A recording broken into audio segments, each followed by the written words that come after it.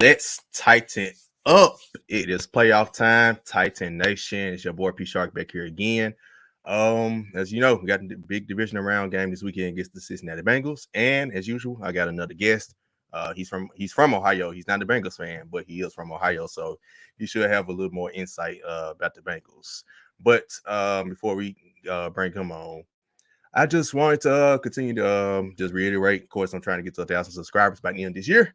Of course, there are baby steps to that because I'm not even at 100 yet. But shout out to everyone, all my new followers on Twitter who are all subscribing. So it's suddenly creeping up there. I'm at 978 followers now too, so creeping up on 1,000 followers on Twitter. So shout out to everyone who's been following back, getting close to that number. And like I said in the tweet before, when I had 921 followers, like just one. If everybody subscribed, guess what? I'm close to 1,000 subscribers on YouTube. So just continue to support. Appreciate y'all. Everyone just prefers to listen to audio. Audio numbers have been doing well as well. So remember, you can listen, of course, on YouTube. But if you prefer audio, a podcast platform, of course, you got Spotify, Apple, Google Podcast, Stitcher, and there's a couple other ones out there. But of course, I always send the link out. So if you prefer audio, let me know. I send you the audio links as well. But let's get ready to get this thing started after this promo. Welcome to Let's Be Real Media, a podcast network that provides your official game plan for sports, culture, and music. Headlined by the Let's Be Real podcast, featuring P Shark, Sky Lido, Tel Shakir, Trevor, Sheedy, and Savage, and includes other podcasts like the I Don't Know Sports podcast by Savage, the Let's Tighten Up podcast by P Shark, Schoolin with Sheedy by none other, the name says it itself, Sheedy, Pittsburgh County podcast by Trevor, and Let's Talk About It by Uncle Mike. You can follow us on social media at LB Real Media on Twitter, Instagram, and Facebook. And as you can see, the website, go on the website, lbrealmedia.com to check us out. Thanks. All right, Titan Nation, back here again. I told y'all I have a guest. Got my guest, my boy, my brother, co-host of the Let's Be Real podcast, host of Schoolin with Sheedy for Let's Be Real Network, and my co-host for the Starting Five podcast for SB Nation, Grizzly Bear Blues for the Memphis Grizzlies. My guy Sheedy, how you doing? Yeah, Cap, dang, that's a long list, bro. We do a lot together, man. It's like we spend every weekend together like you my father, man. But yeah, man, glad to be here, man. I finally made it. I feel like this is the promised land where you can get on Let's Tighten Up, man. And I love how this has started with you and where we're at now. Let's Tighten Up. Like you said, man, let's get some more subscribers. Let's get them to 1,000 like today, fellas and girls. For sure. And of course, like I said, Let's Be Real podcast. We're trying to get to 1,000 subscribers on YouTube as well on there. So follow us, LBR Sports 901. As you just heard in the promo, like all the other podcasts, check out Let's Be Real Media. And if you're a Memphis Grizzlies fan, check us out, me and Sheedy as well, with our other crew. Everybody else, and now you're the last person who had to come on, who was able to come on the show. Skylar, Trevor, Savage, and Tuka have all been on at some point. But and it's fine. You were just saving the best for last, Cap, and that's fine. It's absolutely fine. But yeah, y'all can listen. If you're Grizzlies, man, you can listen to us at Starting Five podcast on the it'll be on the Grizzly Bear Blues podcast network. So we're under the Grizzly Bear Blues moniker for the Grizzlies. So check us out every single Monday. You see Grizzlies are turning up right now. Ja Morant, MVP candidate, like I predicted, but you know, this ain't the podcast today. Let's go. I can talk about this. He definitely needs to be in the discussion. Yeah, we can spend some time on that on the next one that we discuss. But yeah, the discussion needs to be had. Right. But as I always do with first time guests, I do a Q&A just to get the fans, everybody, all the listeners, to get to know the fan a little better, to get to know the guests a little better in this case. But so I always start off with, where are you from and where do you live now? Got you. Originally from a small town, Wheeling, West Virginia. Then we moved. Wheeling, West Virginia, for those that don't know, actually they do have black people. So I know, like, when the first time someone says West Virginia, like, you're not white, but yes, there are black people in West Virginia. In the small city, the city is right between Ohio and Pennsylvania.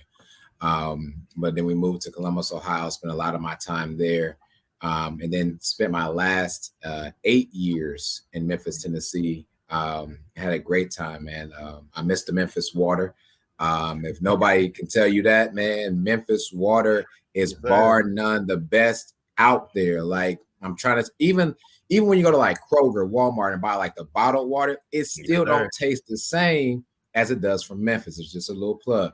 Now I'm okay with the potholes, so I don't have to worry about that now. But we have my family and I. We've moved to Dallas, Texas, here, and it's been a great time. It's been a little transition for us. I think any move to another state is going to be a tough transition. But I'm thankful for you and other brothers as well that have been there for us as we transition here to Dallas, Texas, which will now be the new home. So whenever you need to come out here for a Mavericks game or a Cowboys game for the Titans, you all let me know. Yeah, for sure. And the Titans do play the Cowboys next year, but it's not in Dallas because last time we played y'all in Dallas, so he'll be in Tennessee this time. And you allude to it, Cowboys. So my next question is, it's the irony that you are a Cowboys fan and you now live in Dallas, like the whole sucker around. Now you end up in Dallas. So yeah, ain't it the circle of life? Right. Man, so there's two things that drove me to be a Cowboys fan. One was my family makeup. My daughter's here, if you hear, and my wife. But two things that drove me to be a Cowboys fan. One, again, my family's primarily from Wheeling, West Virginia. Wheeling, West Virginia is located directly in between Columbus, Ohio, and Pittsburgh, Pennsylvania. So much of my family, as I was growing up, were Steelers fans. And some were Browns fans. Very few of them were Cowboys fans. And I've always had the underdog approach about many things.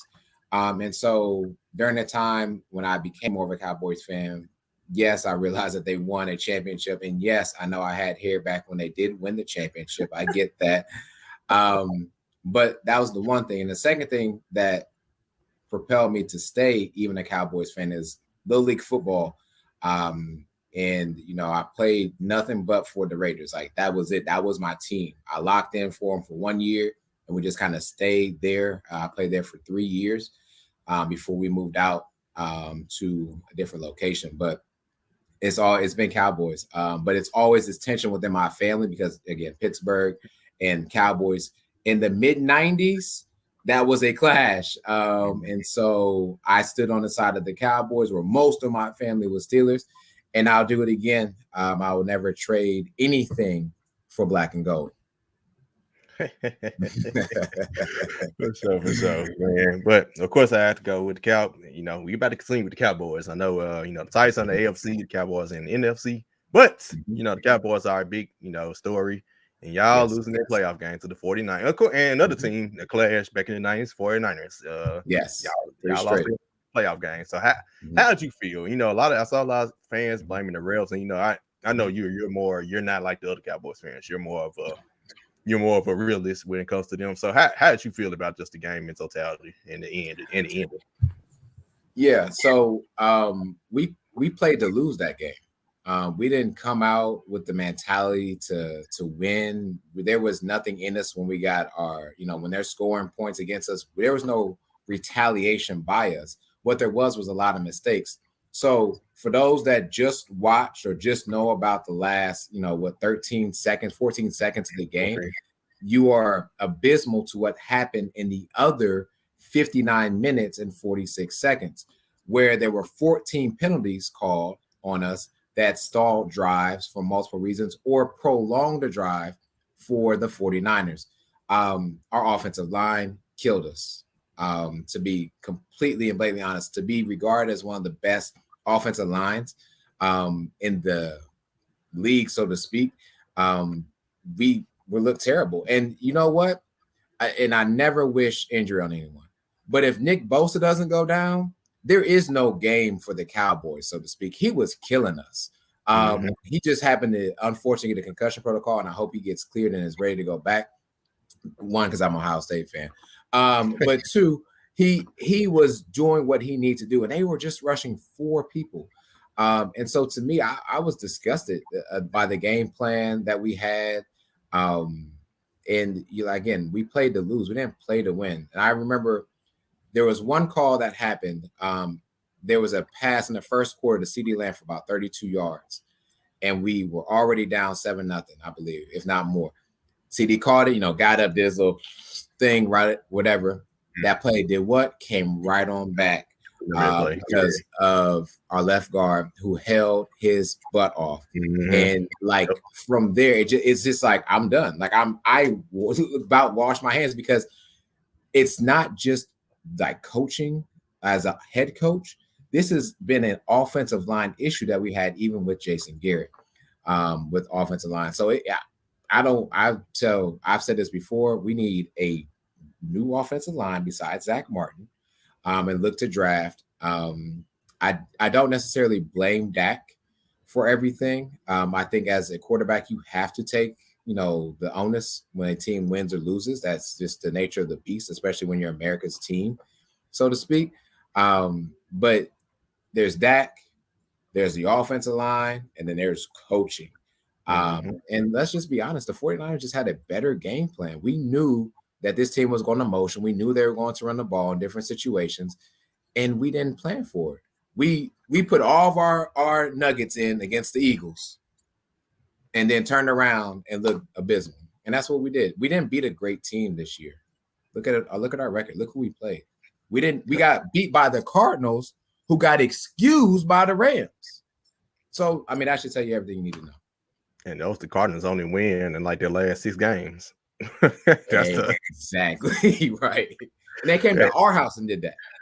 Yeah. But Kyler Murray is undefeated there at their stadium since high school. And it's crazy. I think the reason I picked the 49ers to win that game I did the predictions on Let's Tighten Up last week, but we also did predictions on Let's Be Real, our first episode back in month this past Saturday. And the main reason why, I think you had told me, I don't know, you said the Saturday, you said it before, but you had said y'all hadn't beat anybody good, really. And I thought about that and looked at the schedule. I'm like, yeah, y'all had a bad division. And then I think y'all beat the Chargers, which the Chargers, you saw what happened to them. They're good, but they're like, I always compare y'all and the Chargers. I always say like they're the AFC version of the Cowboys, like they're blowtorches. They always find a way to lose instead of like with the talent they have. It's like there's no reason why they should not be in the playoffs. The Colts messed up this year. Ain't no reason why they shouldn't be in playoffs, but that'll laugh stock in Titan Nation because the MVP, Jonathan Taylor, I can't win MVP award now in playoffs, but we're not really on that. But it was wild, and that was the main reason I picked the 49ers. They played well lately. It was just, can Jimmy G not turn the ball up, which he gave y'all a shot. He threw a bad pick, of course, because that's how they were doing the same thing they were doing to y'all to us, but he had threw a pick in the red zone. And he also overthrew a pass on the next possession that should have been a touchdown. He overthrew the pass, and if they score in those 2 possessions, we probably don't come back and beat them. But he pretty much gave us a shot in that Thursday night game, and he gave y'all a shot. And of course, y'all, I don't know if it was a draw play or Dak decided to run. I think it was a draw. Cause I heard Mark Carter say it was a quarterback draw. Mm-hmm. Like, bro, not to the sidelines, nothing. You ain't got enough time. They knew they didn't have enough time to spike that ball. Then also knowing the rule is like, can't get mad at the ref. You supposed to hand the ball to the ref. You can't spot the ball yourself. Like, so. And if I could just quickly, like, I hate, and please hear me out, Titan Nation. I hate when we blame, and it's not just Titan Nation. Trust me, it is Cowboy Nation fully that I'm speaking to. Don't blame the refs for that one play when, again, we didn't say anything about the other 14 penalties that were accepted. Some were declined, by the way, by us. We put ourselves in that type of hole. And I hate when games come down to putting the refs in control of who's going to win the game, because they're still humans at the end of the day. They're going to make mistakes. We all make mistakes. Mm-hmm. And those men are like 50, 60 years old. I mean, he did his best for running and trotting down there. But again, we called a quarterback draw with 14 seconds left.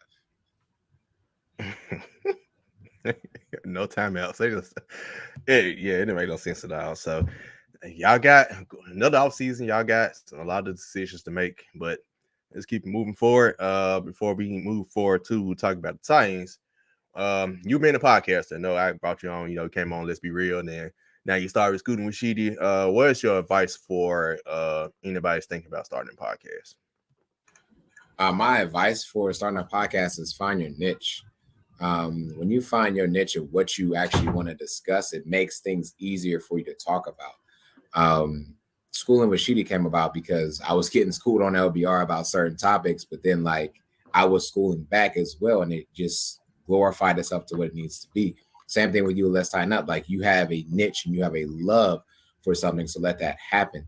And so to me, whatever it is, your passion that you're ready to talk about at least once a month, if not, being consistent once a month, find what that passion is that you actually want to discuss, even by yourself. Like, what are you talking to yourself about in the car?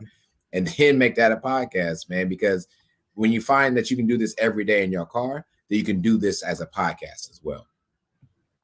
Man, great. That's great sound advice. Like I said, y'all, if you think about starting a podcast, and don't let anybody, discourage you. I'm not even gonna lie, but let's tighten up. The reason I told y'all recently in our LBR business meeting, like, if it was, I'm hosting 3 podcasts, and this was the podcast. If I was to quit last summer, if I was like, okay, I'm tired of hosting 3 podcasts, let me cut this down to 2. Let's Tighten Up was the one that was going to go. And honestly, it was because I saw a tweet, because we got a lot of Titans podcasts now, and a lot of the reasons why is because Titans don't get talked about in national media. And it was a tweet. It was a Titans fan, dude, said, I think it was some type of red flag. It was some type of game with the red flags or something. And he was like, everybody who's a Titans fan or a former player shouldn't have a podcast. And I actually looked at that tweet and I was like, you know what, he right. I actually looked at the tweet and said he right, because I was vulnerable in this situation. That because you're tired, you hosting 3 shows, I'm about to get married, or playing no wedding, so all this stuff came into play. But put that into place. That wedding is a lot. I know. Exactly.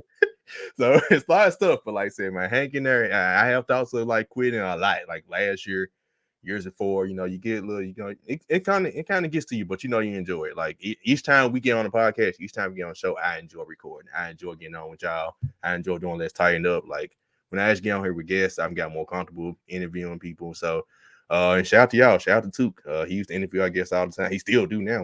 He's the main interviewer on Let's Be Real and Starting 5. And it's helped me to, come out here and interview people. So I take stuff from other people, been networking. So just continue with it, man. If you love to do it, continue enjoying to do it. And like all the other Titans podcasters and YouTubers, when I listen to a couple Titans shows today, I listen to Titans League podcast, check them out, and Titans Therapy. Like all of us are different. It's not the same show.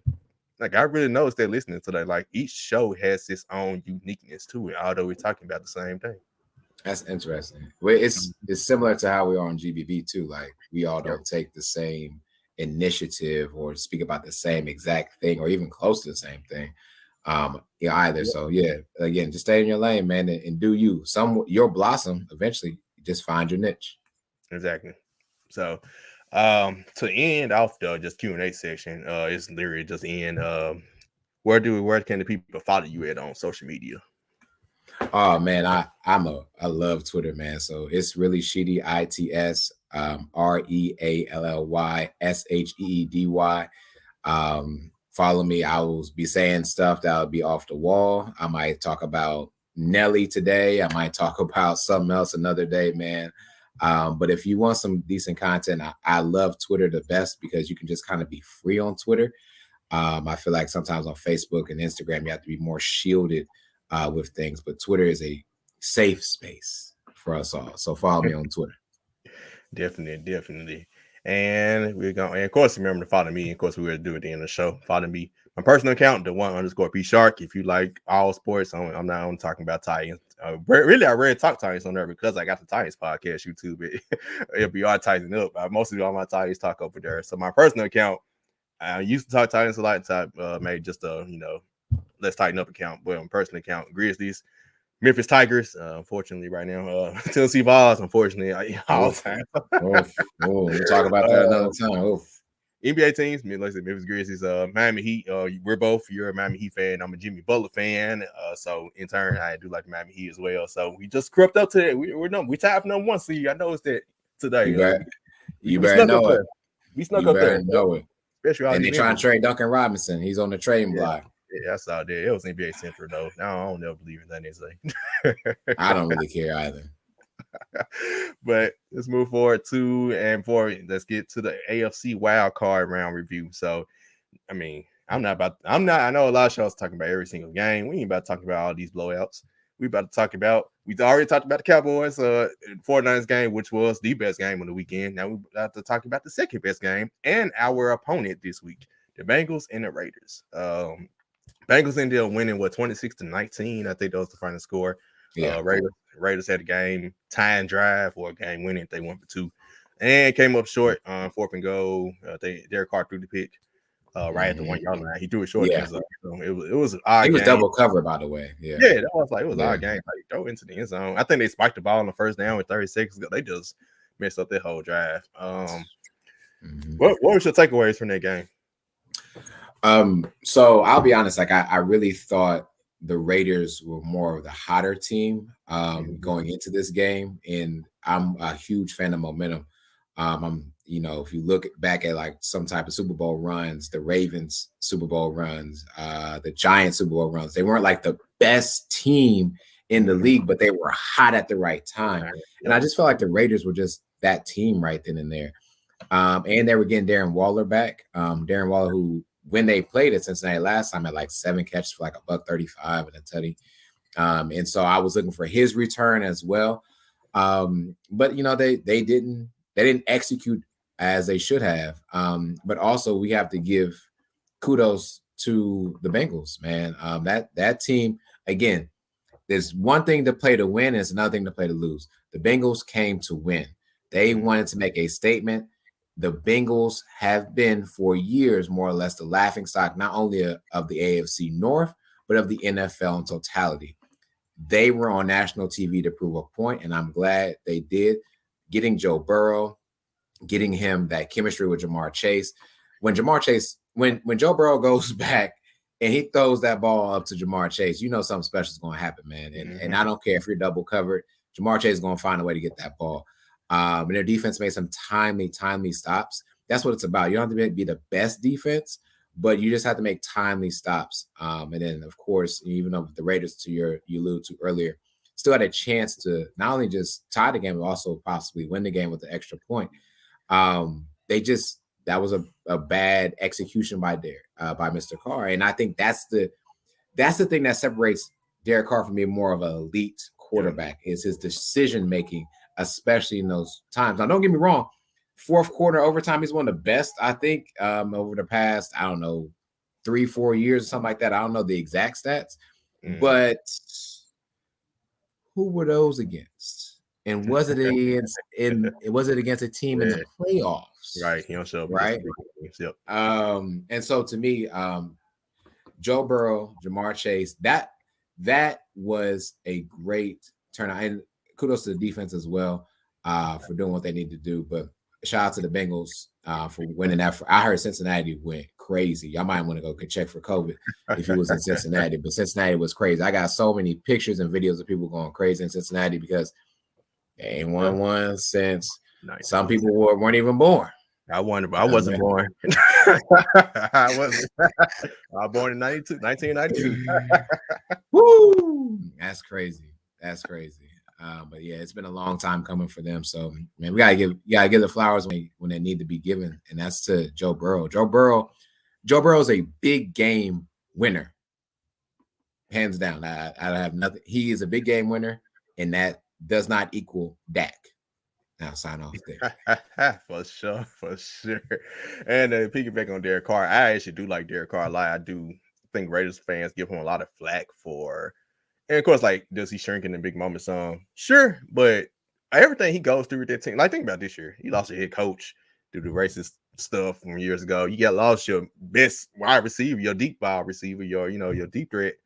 And we're doing something stupid. Hopefully, he might be he probably serving time. He probably gonna end up serving time for that. Also another first round pick cornerback because he on social media posting guns and all type of stuff. Then I think somebody else had DUI just last week on the team. Like, for him to actually get to the playoffs this year, I'll kudos to him. I always thought Derek Carr is pretty good. I think if he, the Steelers need a quarterback. If he go there, the Steelers can do some stuff next year, anything like that. So I like where your head's at. Right. I do like Derek Carr a lot. But he does shrink in like the big games. But to his point, that the teams he normally had, the Raiders haven't been. I mean, honestly, over his time with the Raiders, they haven't really had a team that I thought that was really good. To be honest, he's been kind of carrying the folks. So shout out to Derek Carr. Finally got to play in the playoff game. He got hurt. Marcus Mariota broke the ankles the same day. He ended up not playing that playoff game, and they made it that year. But on to the Bengals. First wins in 1990. Of course, they about to celebrate like they won the Super Bowl. I don't blame them. I mean, that's 30 years. Like I said, some people like me wasn't born yet. Had all those Marvin Lewis years where they made the playoffs, won the division every year, and lost. And they had I won't never forget that year against the Steelers. I don't remember what year, 13, 14, whenever. Andy Dalton didn't play. He was out because he was hurt. That was the best, and honestly, I thought that was their best year to actually get to the Super Bowl because they started the season undefeated. They were beating good teams during the regular season that year, but Andy Dalton got hurt. But they got to the playoffs. AJ McCarron's played, but they were up 15-10 on the Steelers in the fourth quarter, and I think it was like 15-13 by this point, something like that, 18-16 or something. I can't remember the exact score, but it was low scoring. And the final drive for Big Ben, the Steelers were struggling to move the ball, but they Pac-Man Jones. Not one Pac-Man Jones. It was Montez Burfict knocked out Antonio Brown. Oh yes. A lot of people think that's why Antonio Brown is doing what he's doing now off that hit. Kind of AWOL after the hit. He knocked him out, and there was a 15-yard penalty. Then Pac-Man Jones had knocked down the referee when Joey Porter was on the field. Boom, another penalty. That's 30 yards. They literally put the Steelers in field goal range. And lost the game. I was like, that was their chance. That was their best chance. I think Andy Dalton was coming back in this game. He was just out. Yeah, he was. Yeah, exactly. I remember that time, and that was, to your point, and credit, people in Ohio, like, yep, this is it. This is Marvin's year. Yep. Because Cincinnati Bengals fans have been behind Marvin for as long as they could. Because he produced some good teams that he could. Like, I mean, the seasons, of course, he had a time where he was like 4-12, and then 6-9 a season. But being 12-4, 10-5, 11-5, 10-6. But the problem was he couldn't win the playoff game when it came down to it. That was the problem. Exactly. So shout out to the Bengals. Nobody expecting them. I know we ain't nobody on Let's Be Real picked on them to win the division or even make the playoffs. I think somebody on Let's Be Real, if I am mistaken, did pick them to kind of surprise and do better than we were always thinking. Yeah, I said that I didn't, to your point, didn't say they were going to be the playoffs. I didn't say that they would win a playoff game, nor win the division. And man, we all said the other three different teams.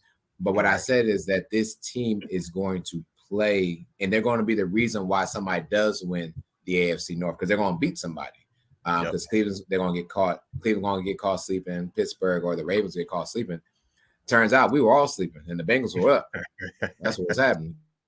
Right. And I think I predicted them finish last in the division, but I had them get like 7 wins. Like they were still going to have a pretty decent season. It's just the other 3 teams in the division were better, and that wasn't the case. So shout out to the Bengals. Of course, we played them next, and my key takeaway from the game was it's hard to win football games, but that game was much closer than watching the game. The Bengals really dominated them, but the Raiders still had a chance to tie it up. I did find it kind of like. But I understand when you want to play off game that long, and it's still a young team, and that's the reason why I'm also my guy Mike Patton's podcast, 2 and AFC South. He had me rank the teams to be most afraid of, or the teams I'm most weary of between the Chiefs, the Bills, at the time the Patriots, because they were all the teams that clinched the playoff spot at that point, and the Patriots was in that list, and the Bengals. I actually put the Bengals last because I was like the youth for one. It was mainly youth. Cause I was like the other teams I experienced. You got Bill Belichick. Patriots, I don't care who they in the playoffs is Bill Belichick, right? And the Bills took care of that, right? I had the Bills second because it's still Josh Allen in their defense, right? Then I had and Chiefs got to be first because I mean they didn't want AFC the last 2 years, so of course they're the team to worry about the most, right? And I'm not finna get into all the hype of what happened with the Bills Saturday because I'm like, when it boiled down to it, they gotta get past Kansas City, and they play Sunday night. And they got to get past Kansas City before I look at Buffalo and be like, okay, y'all did it, because Kansas City is still the reigning AFC champ, and Kansas City looked pretty damn good Sunday night against the Steelers, although they sure did. The Steelers, they probably shouldn't have been in the playoffs, but neither they made it. Yeah. But let's move on to Titans-Bengals preview. A lot of media. I haven't paid attention to national media. You know me. Block out the noise is my phrase. Skylar from Let's Be Real, co-host, has a phrase, don't entertain people when they're bored. I don't entertain national media no more. Titans fans apparently still do. They still complain on timeline about national media. I give respect. I don't pay no attention to it no more.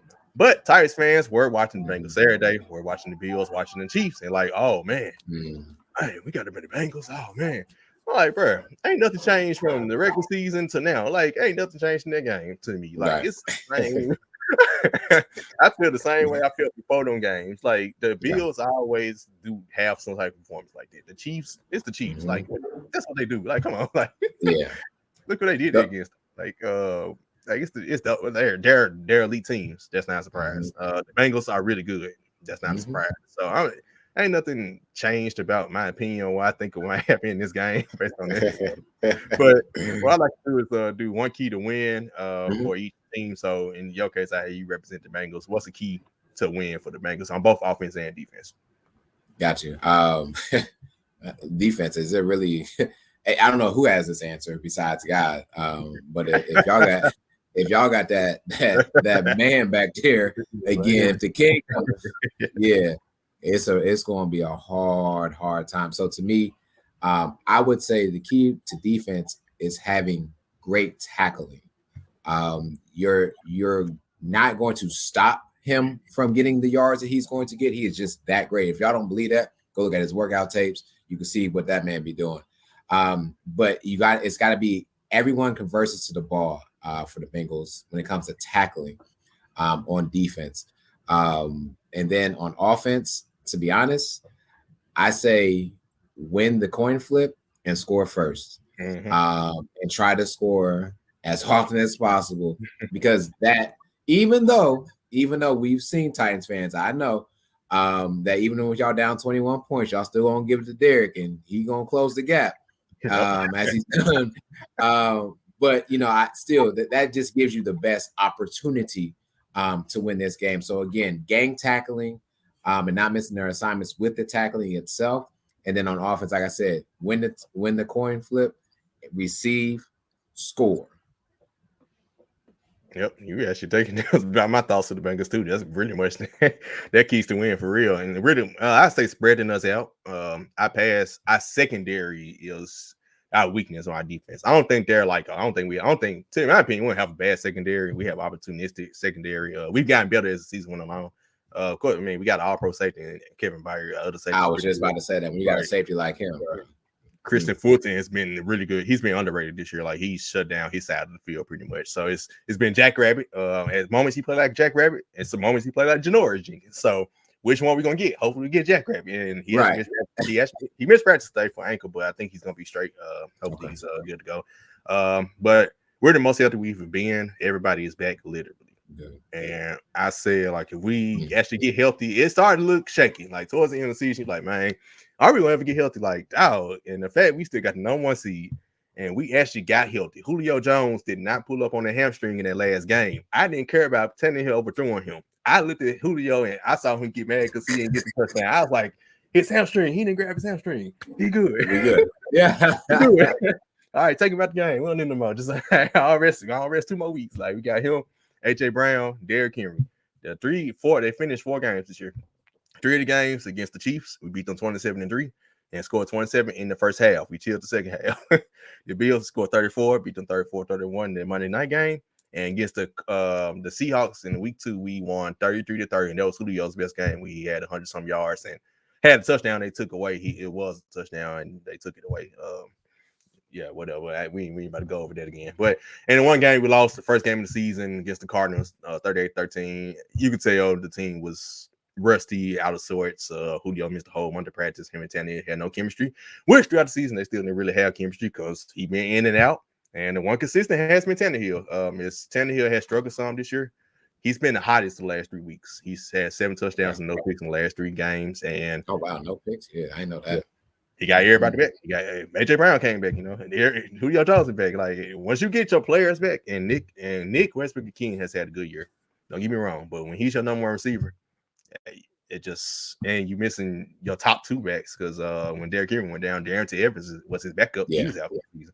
So like, you literally brought running backs. Deontay Foreman wasn't even on the roster. Don't trade. Because what was the number again? Give me that number. How many players did y'all play with this season? 91. 82. I think we ended up 91, and the record was 85. We had that. middle of the season. My goodness, man. And see, that's my problem that I say right there. Like right there, go 91 different players, 91, and still got the number 1 seed. And by the way, I know you guys, I know you talked about this already, but like those 2 wins, quality wins in a span of a week, if not 6 days, I believe, against some quality opponents, and they're both are playoff teams. We're not gonna talk about the Seahawks. They took a nosedive. Yeah, in the worst way. Yeah. But think about the middle of the season. We beat the Bills, Chiefs, at the Colts, at the Rams after Derrick Henry went down, and against the Saints. That was a 5-week span, literally. That was literally 5 weeks. There was no bye week. And we did that. I think Julio Jones missed 3 of those games. Like, you thinking like, man, so it's crazy, man, what we done. So for like I haven't paid attention to national media, but I already knew it was, it was coming. Bengals, the trendy upset pick, right? And a lot of people picking the Bengals. And I just go to my keys to victory. Normally I don't do pick winners, but this week it's playoff time, and you're not actually a Bengals fan, so we'll do pick winners, pick out games and scores and everything. But my keys to win: offense. Man, he's back. Feed the beast. I'm not gonna say give him 30 carries. I'm saying feed the beast with the S. Deontay Foreman is a beast as well. Feed both of them. Get Derrick Henry in, get him out. Get Foreman in, get him out. Bring in Hilliard to get you a change of pace at time to time. Hey, then guess what? Guess who you got on the outside? AJ Brown and Julio Jones. 2 number 1 receivers, by the way. Mm-hmm. We haven't had this. We haven't had a healthy iteration of these players since week 2. Because really, Julio he played the Bills and Chiefs games, but he wasn't 100%. He's probably as close to 100% as he's been since week 2 against the Seahawks. And that was the game AJ Brown had a lot of drops. I don't know what that was just one of his bad games. And you telling me you got both of them bad games, Derrick Henry. This is the first time since week 2 we'd have had these 3. And I always said, give me those 3, and we could be anybody. So offense. I agree. Offense. If Derrick Henry ain't back to himself, the Bengals still gonna treat him like he Derrick Henry. They're gonna put 8 in the box. Use their play action. Get back to what we do. Ty Downey. You can't blow this. Ty Downey. I've been kind of taking it up for you a little bit. A lot of people get on you. I got on you too. But you've been missing your players. Like you missing all your best players. Can't blame you. I can't blame you for that. It's hard to blame Tannehill. Like, who you throwing the ball to? Like, right. He's really been a soldier, man. For real. And not even just who is he throwing the ball to, who is he handing the ball off to as well. Like, he's got nowhere to go. Exactly. These players you start the season with. And I'm just happy Tannehill stay healthy. And that's lets you know how important Tannehill is, because if Tannehill got hurt, we ain't got no 1 seed. That's just on this facts. Like, he's been inconsistent. If he had got hurt, that's the difference between a quarterback and a running back. Now, Tannehill showed his value this year because Tannehill out. Logan Woodside, I'm sorry, I don't see it. You don't even know Logan Woodside is, I bet. So no, that's his backup. So it's I ain't gonna say like Derrick Henry replacing Derrick Henry was hard, right? He's still like the best running back in the NFL. He is the best running back in the NFL. So hands down, right? But a running back position is easier to replace than quarterback. Mm-hmm. You can get a running back that probably ain't like Deontay Foreman. He replicated what Derrick Henry did in short yards and getting like being a power back, but he didn't replicate Derrick Henry in the game changer plays, right? That's what you miss in Derrick Henry. But you still can get a back who can get you about 500 yards in the second half of the season, like Deontay Foreman did. And he was sharing carries with old Adrian Peterson, which I never agreed with. But I understand. I understand the thinking, right? Dontrell Hilliard, he had a pretty good run outside of his fumbles, but that might hurt him. Jeremy McNichols had a pretty good year, but he got a concussion, got his spot taken, but he's back on the practice squad, so we'll see. Between him and Dontrell Hilliard, who gets the goal on Sunday, probably be Hilliard. But I was about to say Hilliard, yeah. And receiver, I think it was harder to me. It was hard to lose to AJ Brown and Julio Jones and Derrick Henry, because at that point, like I said, running back, you could pretty much get any running back, and if you got an offensive line like we do, a run blocking offensive line, you can get yards. They just, I don't say Trent Richardson don't know how to read the hole. They how to get through that. Right. That's a different story, yeah. Right. Receivers don't know how to run routes. Des Fitzpatrick, our 4th round pick came in. That's the reason Tannehill threw 4 picks against the Texans their first time.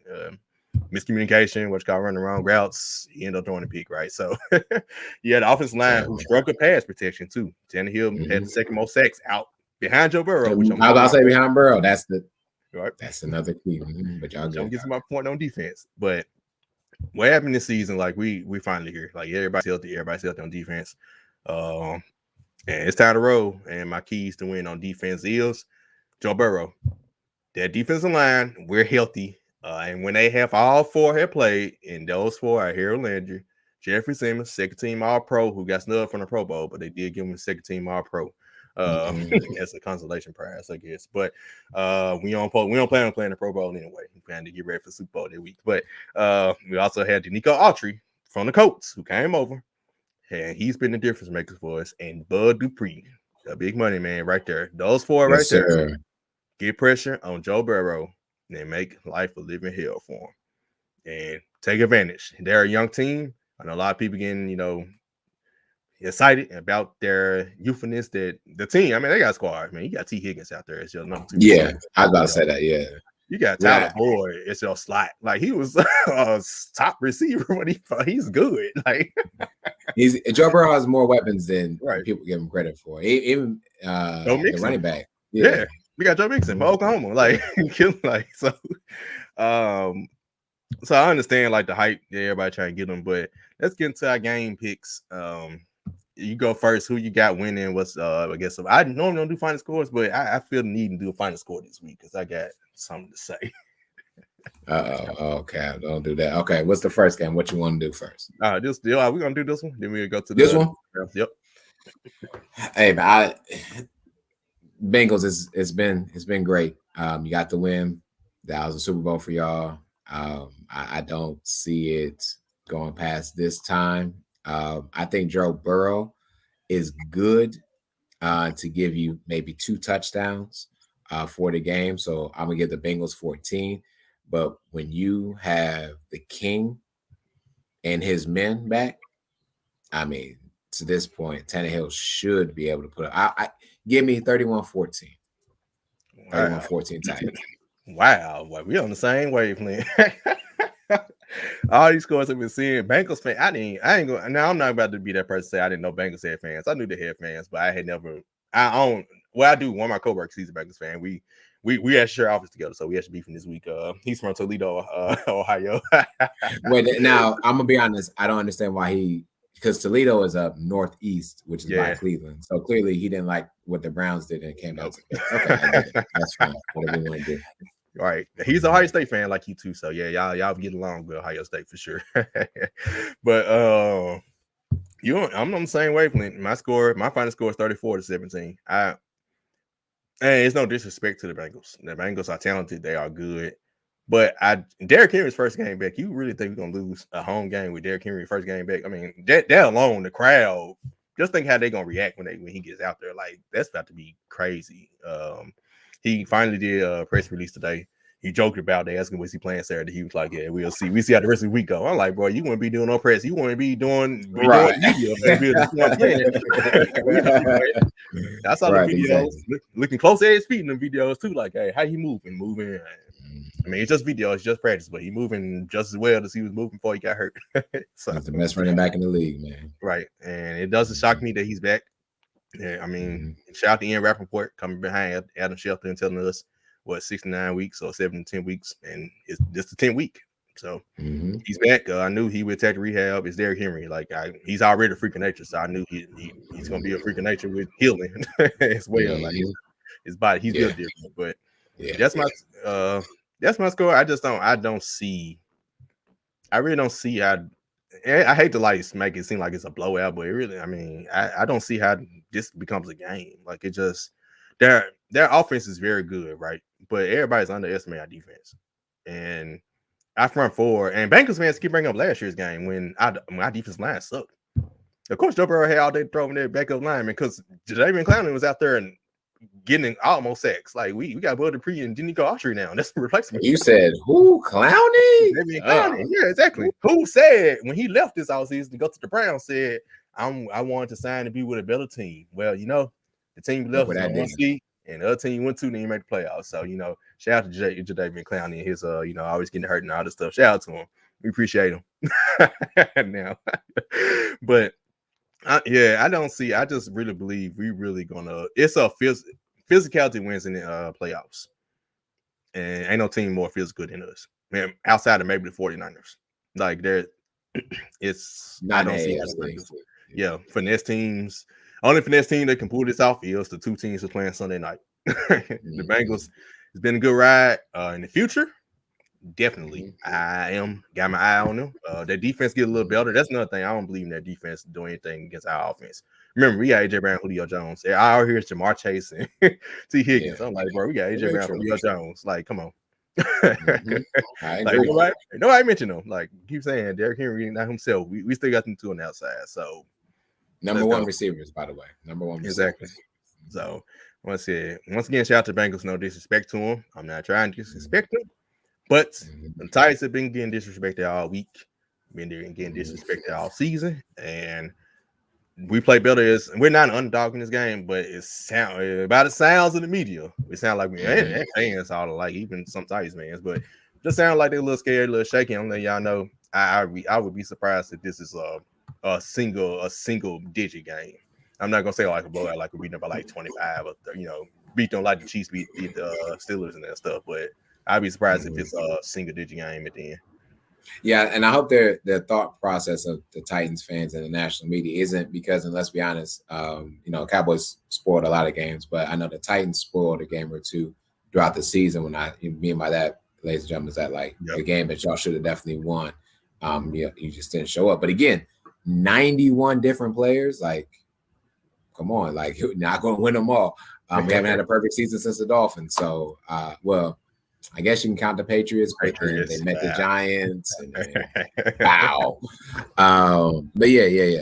You're right. Not enough people talking about the Titans, but you want that. You want that mentality and that feeling. Like you said, man, once the lights are on, man, you pound it.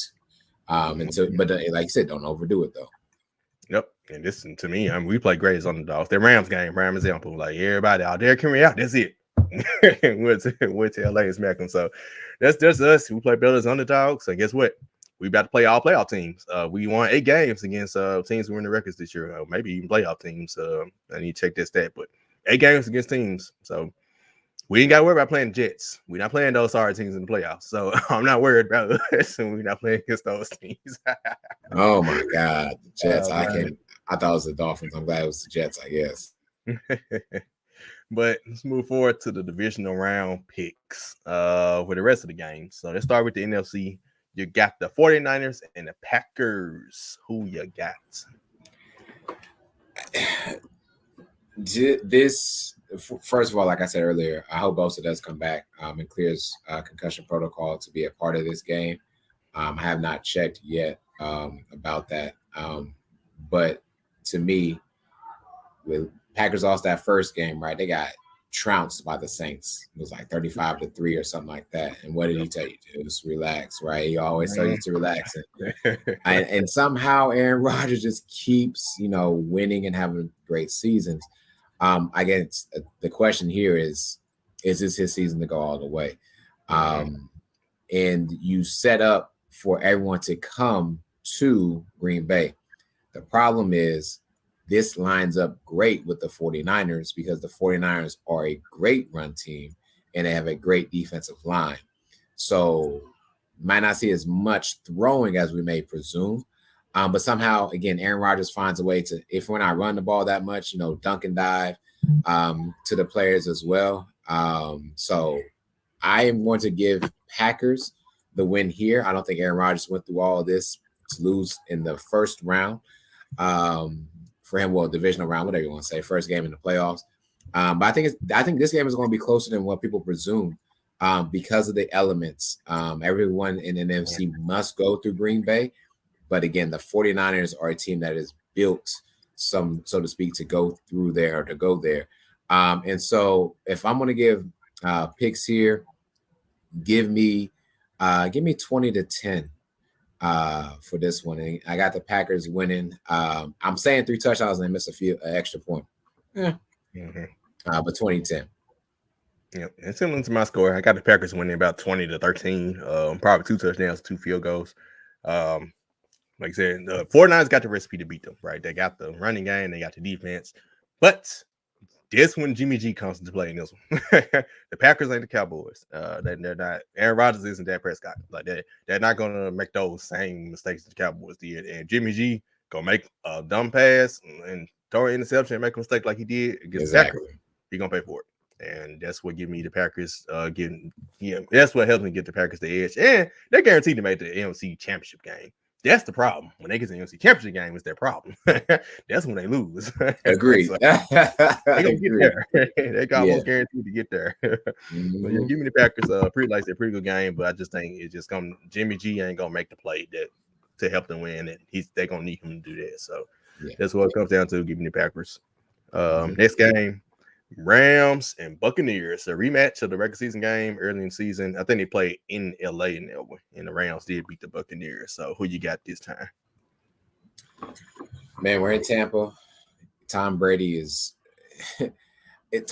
light just goes off in the playoffs. And it's like I didn't expect him to be as great as he was last game against the Eagles. Not granted, the Eagles are not of the caliber of the Rams.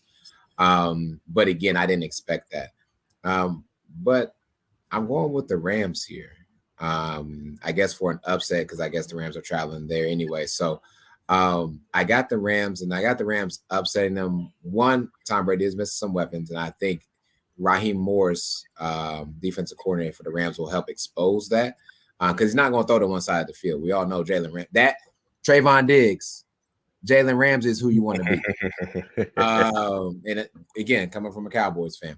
And you still got Aaron Donald, still got a great defense, like got a lot of talent on defense, and then their offense. The Tampa Bay secondary has still not taken care of business. They just re-signed everybody. And last season we said they weren't that great. Their bad part of their team is in their secondary, not in their front seven.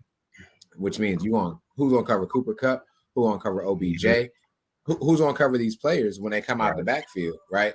And so give me the Rams, and I think the Rams are gonna put up some points here because of Sean. Give me. It's gonna be a decent game, but I think a lot of these points are going to get scored towards the third quarter, which I don't know why. I just think both teams need to fill each other out more or less. And so give me 31-17, but it's not going to be like a blowout, right? I think that both teams, so I guess I reverse your score that you had earlier. I just think something's going to happen towards the third or fourth quarter that will really get some more, maybe it's a turnover, so to speak, or a tip pass, something like that, or a fumble that really turns the tide for the Rams. But give me them 31-17. Cool. I take the opposite on this one. And as y'all know, I don't believe in the Rams. I saw Matthew Stafford up close in person. I had a pretty good season in LA when they played the Titans. It's like I said about Jimmy G against Aaron Rodgers. When we go down to it, I don't trust Matthew Stafford. The Rams got the pieces. They got the receivers, OBJ, Cooper Kupp. They got the running game now. Cam Akers is back. They got the defense that can give the Bucs trouble, and the Bucs got the secondary that can be exposed by those receivers. But I don't think the quarterback is going to expose the secondary in the playoff setting on the road. I don't trust Matthew Stafford. I haven't. I picked them to win last week because the Cardinals was just even worse. Kyler Murray has been even worse than him. So give me Tampa Bay. Give me Tom Brady over Matthew Stafford to outduel him. And even against a good defense, it's Tom Brady in the playoffs. He finds a way. And if Matthew Stafford messes around and throws one of those dumb interceptions that he's been prone to the last couple of weeks of the regular season and against the Titans, they're going to take advantage. I think it'll be a close game, but I think Matthew Stafford is going to make the mistake and give the Bucs to win at 27-21. Yeah, you think he's gonna put on that white, silver, and blue jersey, ain't he? He's gonna put on that Lions jersey and show. I understand. I just don't trust Matthew Stafford at all. And I know, like I said, it's a team sport, but that quarterback position is damn important. And I just think Matthew Stafford is gonna mess around and mess up. They have a legit shot though. Like that defense and those weapons against a team missing weapons, they have a shot. But I can't get up Matthew Stafford. I just can't. But final game, Sunday night, the big one. The people the quote unquote the real AFC Championship game, quote unquote, right? Like the Titans, they beat both of these teams, right?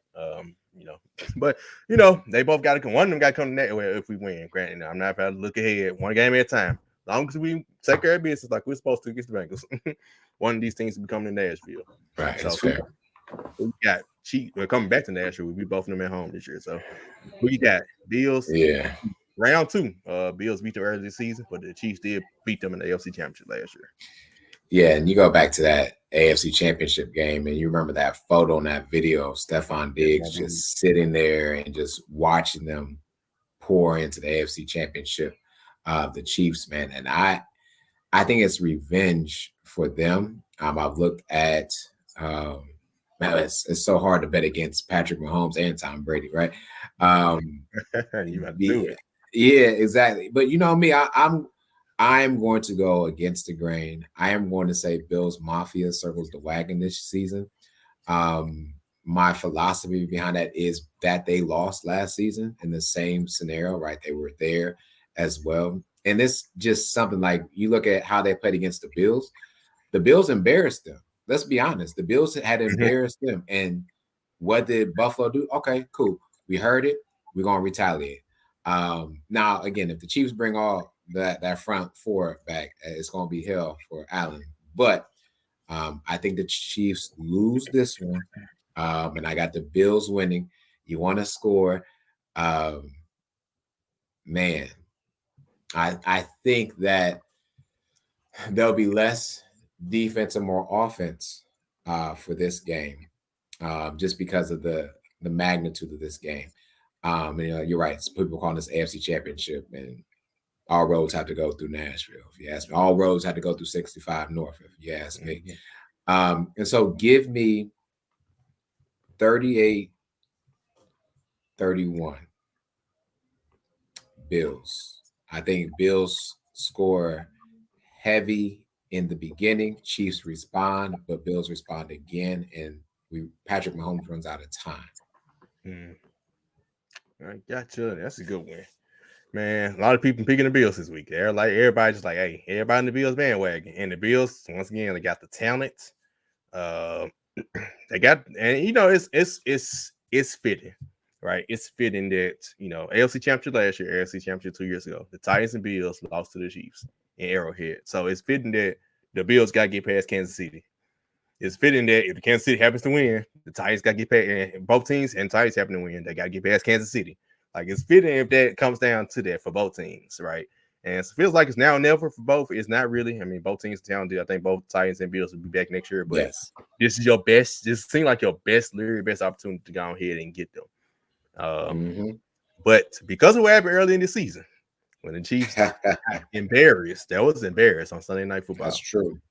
I get them to get the revenge. They remembered it. Just like how Stephon Diggs looked at them last year. They looking like that after the game. And I'm pretty sure they're saying everybody picking the Bills because a lot of people are picking the Bills. So give me the Chiefs. His thing with Buffalo. Same thing how I'm believing the Rams. I don't necessarily believe in Buffalo, but I think what the difference between Buffalo, Josh Allen, I believe him more than I believe in quarterback. Yeah, Buffalo, to me, Buffalo has it. Like, they really, both teams, both of them and the Rams have the talent, but Buffalo has those games like last week where they score on all possessions against the Patriots. Against Bill Belichick. Jesus. Right. So they have that. They have that potential in them. But I just feel like it's something. That's the reason they went on that little spell during the middle of the season. Like, it's something that team missing. Before it's them not running the football, but it seems like they're starting to run the football, right? Singletary had a good game last week, Matt, right? Yeah. But yeah. I think muscle memory serves.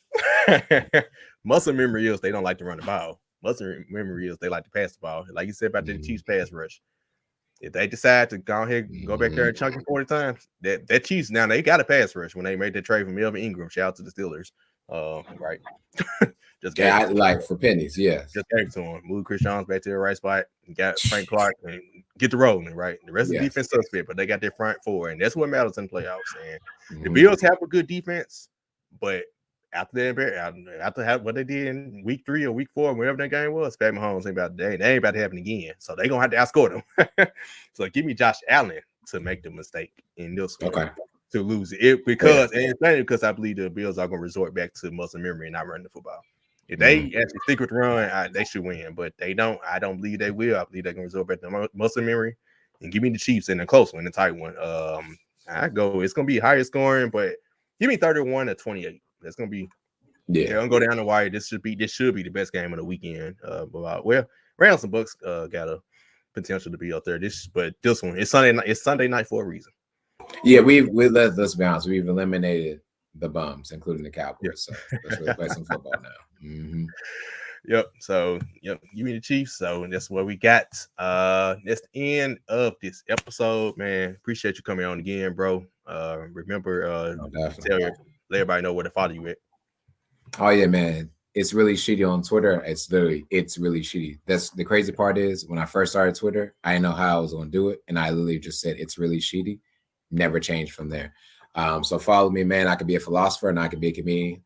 Just never know what I'm going to do. That's for sure. Never know, man. Appreciate everybody tuning in. Appreciate everybody watching. Going to be watching on YouTube as this is pre-recorded, but it's gonna be posted. It's gonna look like a live video when it's posted because it's like a premiere feature. So it's gonna be posted as a live video on Thursday. But I recorded this on Wednesday night. Shout out to everybody who will tune in and who I tune in. Everybody who listens on the audio platforms. Follow and listen to me at Spotify, Apple, Google, Stitcher, etc. You name any podcast platform. YouTube for video purposes. Follow me on Twitter at LBR Tighten Up and follow my personal account at the1_P Shark. Mr. Me and Sheedy again. If you like to listen to us, he actually not gonna be an episode this week, right? But let's be real. Yep, Let's Be Real podcast on Saturday morning. Y'all see the Let's Be Real banner right here in the background. It's the podcast on the network. So we got that every Saturday morning at 10 a.m. We'll do predictions again. Information has changed. I got Savage invented that, coined that phrase. So information might change between now and then for my picks. Probably not this week. Last week it happened. I picked the Bills to beat the Patriots, but then information changed when I heard about the weather. One degree, and I switched the pick, and then they killed them. So I think I went 4-2 wild card weekend. I went 0-2 Saturday, but I went 4-0 the rest of the way. I went 2-4. Nobody paid attention to me. Jesus Christ, I went 2-4. Fucking Cowboys. It's been hard with them pickles this year, man. And it's your team. You had to go ahead and die with them, man. So everybody LPR, everybody, let's be real. The Titans are the last team remaining. All y'all teams were down the same day. The Steelers fans, Skyler and Trevor. The Cowboys with you and Eagles with Savage. And after Savage made a joke with Tuke about the Panthers not making the playoffs. Here we are now all on the bench with him on the couch watching the same game. So y'all let's tighten up, y'all. Right. Y'all got to tighten up. Y'all got to tighten up now. But y'all know, man. Till next time, tighten up.